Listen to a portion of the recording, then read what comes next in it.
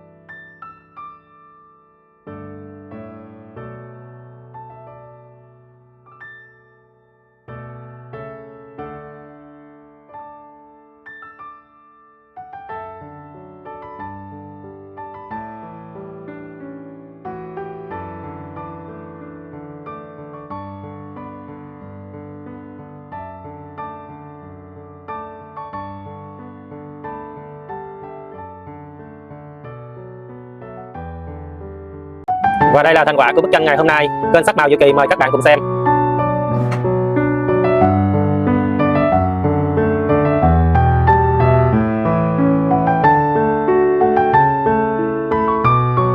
Video đến đây là kết thúc. Kênh Sắc Màu Diệu Kỳ cảm ơn các bạn đã theo dõi hết video. Nếu thích video này thì hãy nhấn like và đăng ký kênh để ủng hộ cho kênh Sắc Màu Diệu Kỳ nhé. Xin chào và hẹn gặp lại.